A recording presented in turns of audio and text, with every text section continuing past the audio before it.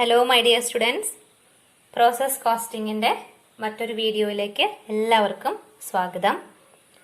നമ്മൾ തൊട്ട് മുൻപ് കുറേ വീഡിയോസ് ഈ പ്രോസസ് കോസ്റ്റിങ്ങുമായി ബന്ധപ്പെട്ട് ചെയ്തിട്ടുണ്ട്. അപ്പോൾ അത് കാണാത്തവരുണ്ടെങ്കിൽ കാണുക, കാരണം ഓരോ പ്രോബ്ലം കണക്റ്റഡ് ആണ്. അപ്പോൾ അത് എന്തായാലും തൊട്ട് മുമ്പത്തെ വീഡിയോസ് കാണുക. നമുക്ക് ഇന്നത്തെ വീഡിയോയിലേക്ക് കടക്കാം. Product X passes through three processes A, B and C. In each process, 2% of total input is lost and 10% is scrapped. Product X 3 പ്രോസസ്സുകളിലൂടെ കടന്നു പോകുന്നു. എ, ബി, സി എന്ന് 3 പ്രോസസ്സുകളിലൂടെ കടന്നു പോകുന്നു. അവരുടെ ആ പ്രോസസ്സുകളിലെ ഓരോ പ്രോസസ്സിലും 2% ഇൻപുട്ടിന്റെ നഷ്ടം വരുന്നുണ്ട്. 2% വെയിറ്റില് ലോസ് വരുന്നുണ്ട്. 10% സ്ക്രാപ്പ്, 10% സ്ക്രാപ്പ് വാല്യൂ കിട്ടുന്ന നഷ്ടവും വരുന്നുണ്ട്. അപ്പൊ 2 നഷ്ടമാണ്, 2% വെയിറ്റ് ലോസ് ആണ്. 10% ലോസ് ഉണ്ടെങ്കിലും അതിന് നമുക്ക് എന്ത് കിട്ടും? സ്ക്രാപ്പ് വാല്യൂ ഉണ്ട്. Scrap is sold at ₹50 per kilogram in process A. Process എയിൽ ഉണ്ടാവുന്ന 10% നഷ്ടത്തിന് 50 രൂപ വെച്ചിട്ട് നമുക്ക് കിട്ടും. ബിയില് 10 രൂപ വെച്ചിട്ട് കിട്ടും. അതായത് ബിയിൽ ഉണ്ടാവുന്ന 10% നഷ്ടത്തിന് 1 കിലോഗ്രാമിന് 10 രൂപ വെച്ച് കിട്ടും. ഇനി 3 പ്രോസസ്സിന്റെ ഡീറ്റെയിൽസ് നമുക്ക് തന്നിട്ടുണ്ട്.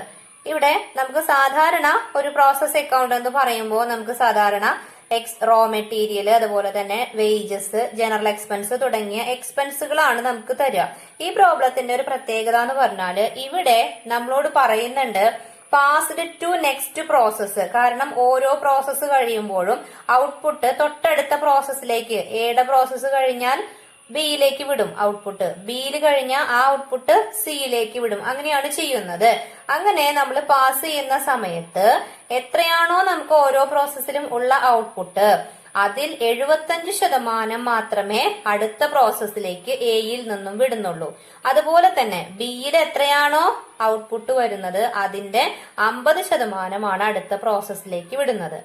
ബാക്കി എന്താ ചെയ്യുന്നത്? വെയർ ഹൗസിലേക്ക് വിടുകയാണ്. അതായത് എയിൽ ഇപ്പൊ നമുക്ക് 100 യൂണിറ്റ് നമ്മൾ ഔട്ട്പുട്ട് ഉണ്ടെങ്കിൽ 75 യൂണിറ്റ് ആണ് അടുത്ത പ്രോസസ്സിലേക്ക് വിടുള്ളൂ.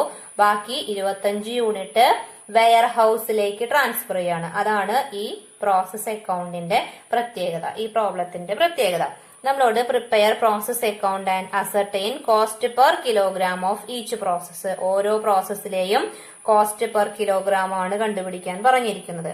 നമ്മൾ സാധാരണ ചെയ്യാറുള്ള പോലെ തന്നെ നമുക്കൊരു പ്രോസസ് അക്കൗണ്ട് നമുക്ക് വരയ്ക്കാം. അപ്പൊ ആദ്യം തന്നെ നമ്മുടെ പ്രോസസ് അക്കൗണ്ട് ആദ്യം എ ആണ് നമ്മൾ വരയ്ക്കുന്നത്. അപ്പൊ നമ്മൾ പ്രോസസ് എ അക്കൗണ്ട് നമുക്ക് ആദ്യമായിട്ട് അറിയാം എന്തൊക്കെയാണ് നമ്മൾ എഴുതാറ്. നമ്മുടെ റോ മെറ്റീരിയൽ അല്ലെ, ഇൻപുട്ട് എത്ര യൂണിറ്റ് ഇൻപുട്ട് ആണ് നമ്മൾ ഇൻട്രൊഡ്യൂസ് ചെയ്യുന്നത്? എയില് 1000 യൂണിറ്റ് ഇൻപുട്ട് ആണ് നമ്മൾ ഇൻട്രൊഡ്യൂസ് ചെയ്യുന്നത്. ആണല്ലോ, 1000 യൂണിറ്റ് ആണ് വരുന്നത്. എമൗണ്ട് നമുക്ക് തന്നിട്ടുണ്ട്, എത്രയാണ്? 60,000 എന്ന് തന്നിട്ടുണ്ട്. അപ്പൊ നമ്മള് എമൗണ്ട് കോളത്തിൽ 60,000 എന്നും യൂണിറ്റ് കോളത്തിൽ 1000 എന്നും നമ്മൾ രേഖപ്പെടുത്തുന്നു. പിന്നെ നമുക്ക് തന്നിരിക്കുന്നത് വേജസ് ആണ്, 10,250. പിന്നെ ജനറൽ എക്സ്പെൻസ്, അപ്പൊ അത് നമ്മൾ എഴുതുകയാണ് ഡയറക്റ്റ് വേജസ്, ജനറൽ എക്സ്പെൻസ് എഴുതുന്നു. അപ്പൊ ഇത്രയാണ് നമുക്ക് ഏത് വരുന്നത്? എക്സ്പെൻസ് ആയിട്ട് നമുക്ക് വരുന്നത്. ഇനി നമ്മളോട് പറയുന്നുണ്ട് ഓരോ പ്രോസസ്സിലും 2% എന്ത് വരുന്നുണ്ട്? നമുക്ക് വെയിറ്റ് ലോസ് വരുന്നുണ്ട്. അപ്പൊ നമ്മൾ ഇൻട്രൊഡ്യൂസ് ചെയ്ത യൂണിറ്റ് 1000 ആണ്. 1000ന്റെ 2% വെയിറ്റ് ലോസ്. അപ്പൊ 1000ന്റെ 2% എന്ന് പറയുമ്പോൾ 20 യൂണിറ്റ് വെയിറ്റ് ലോസ് ആണ്. അപ്പൊ വെയിറ്റിൽ മാത്രമാണ് കുറവ് വരുന്നത്. എമൗണ്ട് അവിടെ കാണിക്കേണ്ട ആവശ്യമില്ല. അതോടൊപ്പം നമ്മളോട് പറയുന്നുണ്ട് 10% സ്ക്രാപ്പ് വാല്യൂ കിട്ടുന്ന ലോസ്. അപ്പൊ 1000ന്റെ 10%. അപ്പൊ നമുക്കറിയാം 100 യൂണിറ്റ് ആണ്. അപ്പൊ 100 യൂണിറ്റ് എഴുതുന്നു. പക്ഷെ ഈ 100 യൂണിറ്റ് ലോസ് ഉണ്ടെങ്കിലും ഇത് നമുക്ക് കൊടുത്തു കഴിഞ്ഞാൽ 1 യൂണിറ്റിന് 50 രൂപ വെച്ച് നമുക്ക് കിട്ടും. അപ്പൊ 100 × 50 നമ്മൾ എമൗണ്ട് കോളത്തിൽ അതിന്റെ എമൗണ്ട് 5000 എന്ന് നമ്മൾ കാണിക്കുക. ഓക്കെ ആണല്ലോ. ഇനി നമ്മളോട് എന്താ പറഞ്ഞിരിക്കുന്നേ? ഇവിടെ എത്ര ഔട്ട്പുട്ടാണോ കിട്ടുന്നത് അതിന്റെ 75% അടുത്ത പ്രോസസ്സിലേക്കും ബാക്കി 25% വെയർഹൌസിലേക്കും ട്രാൻസ്ഫർ ചെയ്യാനാണ് പറഞ്ഞത്. അപ്പൊ നമ്മൾ ചെയ്യേണ്ട കാര്യം, ഇത്രയും കാര്യങ്ങൾ നമ്മൾ എഴുതി കഴിഞ്ഞാൽ നമ്മളിത് ബാലൻസ് ചെയ്യുന്നു. സാധാരണ നമ്മൾ ബാലൻസ് ചെയ്യാറുള്ള പോലെ തന്നെ നമുക്ക് ബാലൻസ് ചെയ്യാം. അപ്പൊ നോക്കൂ, ഇവിടെ യൂണിറ്റ് കോളം നമുക്ക് 1000 തന്നെ വരും, ഇവിടെ 1000 തന്നെ വരും. ഇവിടെ നമ്മൾ ഡിഫറൻസ് നോക്കുമ്പോൾ 1000-ല് 20ഉം 100ഉം 120 യൂണിറ്റ് ആണ് നമ്മുടെ ഇന്ന് പോയിരിക്കുന്നത്. അപ്പൊ ബാക്കി 880 യൂണിറ്റ് ആണ് ഇവിടത്തെ എന്ത് വരുന്നത്, നോർമൽ ഔട്ട്പുട്ട് നമുക്ക് വരുന്നത് 880. പക്ഷെ ഈ 880-ല് നമ്മളോട് ക്വസ്റ്റ്യനിൽ പറയുന്നുണ്ട് 75% അടുത്ത പ്രോസസ്സിലേക്കും 25% വെയർഹൌസിലേക്കും ട്രാൻസ്ഫർ ചെയ്യാൻ പറയുന്നുണ്ട്. അപ്പൊ 880-ന്റെ 25% 220 യൂണിറ്റ് വെയർഹൌസിലേക്ക് വിട്ടു. 850-ന്റെ ബാക്കിയുള്ള 75% അടുത്ത പ്രോസസ്സ് എന്ന് പറയുന്നത് എന്താണ്, പ്രോസസ് ബി അക്കൗണ്ടിലേക്ക് ട്രാൻസ്ഫർ ചെയ്യാണ്. ഓക്കെ, ഇനി നമുക്കറിയാലോ ടോട്ടൽ ഇവിടെ 75,400 ആണ്, ഇവിടെയും 75,400 തന്നെ എഴുതുക. ഇനി നമുക്കറിയാം പെർ യൂണിറ്റ് കിട്ടണമെങ്കിൽ നമ്മൾ എന്ത് ചെയ്യാറുണ്ട്, total cost 75,400 minus scrap value 5000 divided by normal output. അപ്പൊ നമുക്ക് എത്രാന്ന് കിട്ടും, 1 കിലോഗ്രാമിന് 80 രൂപന്ന് കിട്ടും. അപ്പൊ നമ്മൾ എന്ത് ചെയ്യാ, നമുക്കിവിടെ യൂണിറ്റ് കിട്ടിയിട്ടുണ്ട് അല്ലെ, 220 കിട്ടിയിട്ടുണ്ട്. 220 ഇൻറ്റു 80 17,600. അതുപോലെ തന്നെ ഇവിടെയും അത് തന്നെ 660 ഇൻറ്റു 80 52,800. അപ്പോൾ ഇവിടുത്തെ പ്രത്യേകത ഇത്രയേ ഉള്ളൂ, നമ്മൾ ബാലൻസ് ചെയ്യുന്നു. ബാലൻസ് ചെയ്യുമ്പോൾ നമുക്ക് 880 യൂണിറ്റ് ആണ് അടുത്ത പ്രോസസ്സിലേക്ക് ട്രാൻസ്ഫർ ചെയ്യേണ്ടത്.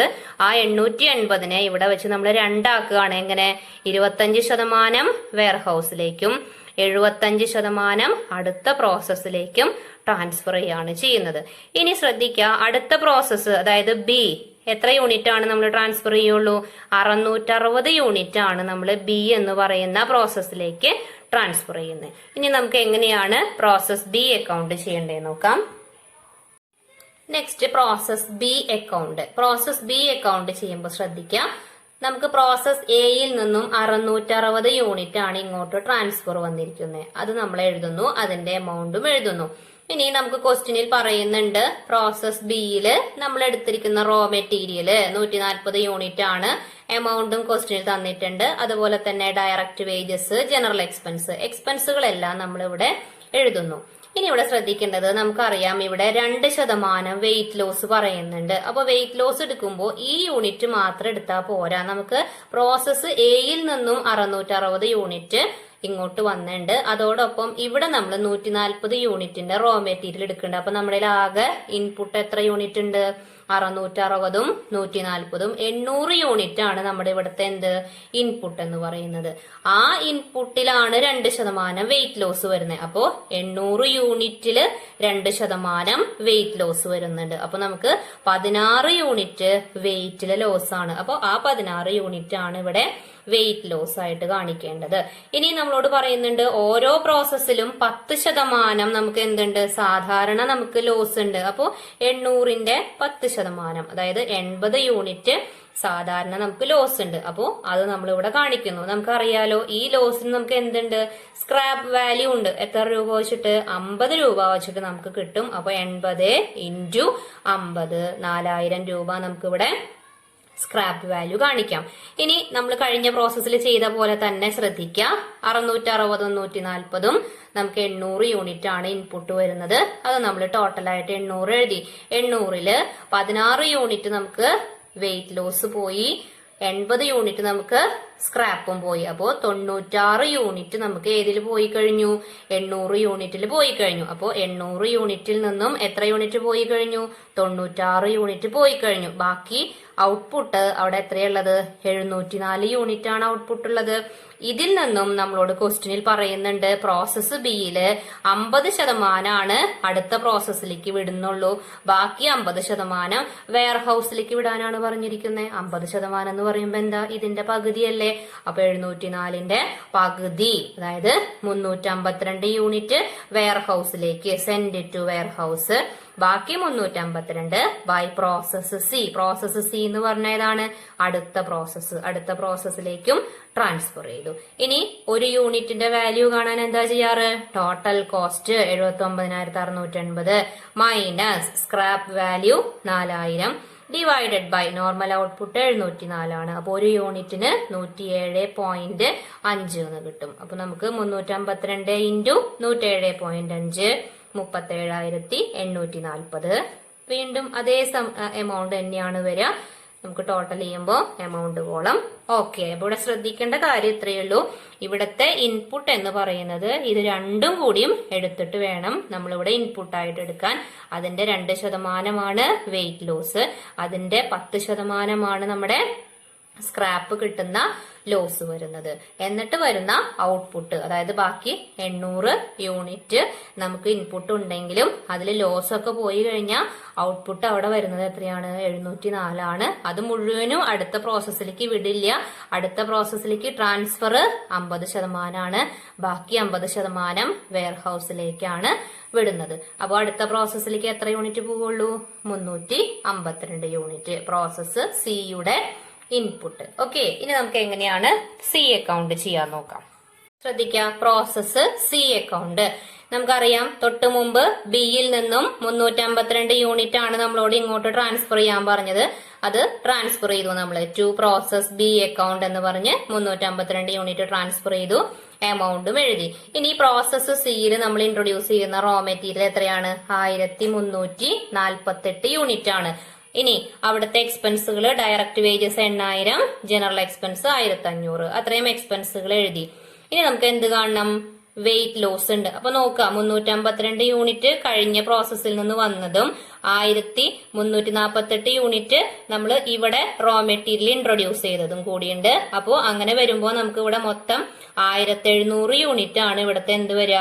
ഇൻപുട്ട് വരിക. ഇതിൽ 2% നമ്മളോട് വെയിറ്റ് ലോസ് വരുന്നത്. അപ്പൊ 2% എന്ന് പറയുമ്പോൾ ഇവിടെ നമുക്ക് 34 യൂണിറ്റ് വെയിറ്റ് ലോസ് വരും. അതുപോലെ തന്നെ ഈ 1700-ല് 10% നമുക്ക് സാധാരണ നമ്മുടെ ലോസ് ഉണ്ട്.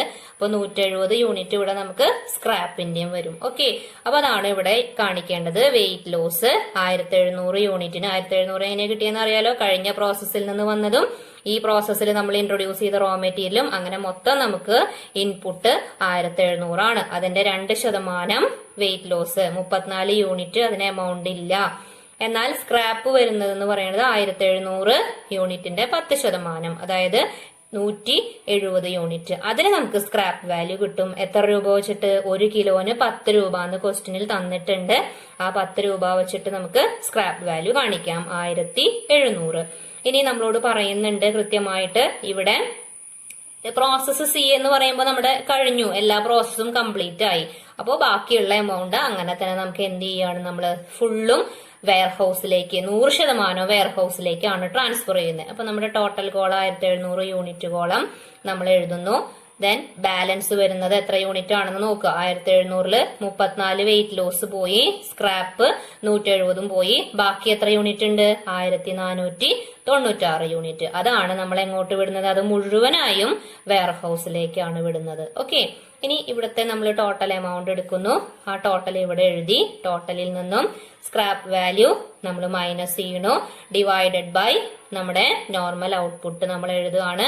അത് എഴുതുമ്പോൾ നമുക്ക് ഒരു യൂണിറ്റിന് എത്രന്ന് കിട്ടും? 63.93 എന്ന് കിട്ടും. അപ്പോൾ ആ എമൗണ്ട് കൊണ്ട് എന്ത് ചെയ്താൽ മതി? ഇവിടെ മൾട്ടിപ്ലൈ ചെയ്താൽ ഈ ഫിഗർ കിട്ടും. ഇനിയിപ്പോ ഇങ്ങനെ ചെയ്തില്ലെങ്കിലും ഈ ടോട്ടലിൽ നിന്നും 1700 മൈനസ് ചെയ്യാം. അപ്പൊ എത്ര കിട്ടും?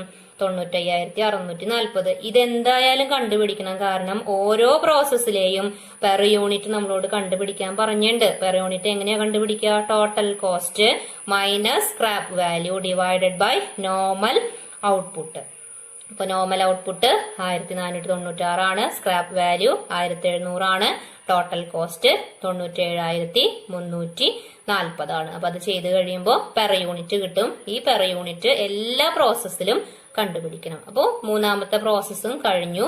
അപ്പോ എല്ലാ പ്രോസസ്സും കംപ്ലീറ്റ് ആണ്. അപ്പൊ ഈ പ്രോബ്ലത്തിന്റെ പ്രത്യേകത വെയർ ഹൗസിലോട്ടുള്ള ട്രാൻസ്ഫറും കൂടിയും ഇവിടെ കാണിക്കുന്നുണ്ട്. ഓക്കെ, അപ്പൊ ഇങ്ങനെയാണിത് ചെയ്യേണ്ടത്. വീഡിയോ ഇഷ്ടമായി എന്നുണ്ടെങ്കിൽ ഒന്ന് ഷെയർ ചെയ്യുക, അതോടൊപ്പം തന്നെ ലൈക്ക് ചെയ്യുക. പിന്നെ ചാനൽ സബ്സ്ക്രൈബ് ചെയ്തിട്ടില്ല എന്നുണ്ടെങ്കിൽ ഒന്ന് സബ്സ്ക്രൈബ് ചെയ്യുക. അതോടൊപ്പം തന്നെ വീഡിയോസ് എല്ലാം കൃത്യമായിട്ട് തൊട്ട് മുമ്പുള്ള വീഡിയോസ് കണ്ടതിന് ശേഷം മാത്രം ഇത് കാണുക. അല്ലെങ്കിൽ കുറെ കാര്യങ്ങൾ എങ്ങനെയാണ് വന്നതെന്നുള്ളത് നമുക്ക് കുറച്ച് കൺഫ്യൂഷൻ വരാൻ സാധ്യതയുണ്ട്. അപ്പൊ അതുകൊണ്ട് എന്തായാലും തൊട്ട് മുമ്പത്തെ പ്രോബ്ലംസ് ഒക്കെ കാണാം. ഓക്കെ, എല്ലാത്തിന്റെയും വീഡിയോസ് കാണുക. പിന്നെ ഇപ്പൊ അടുത്തൊരു വീഡിയോയുമായിട്ട് വീണ്ടും വരാം. Okay, thank you.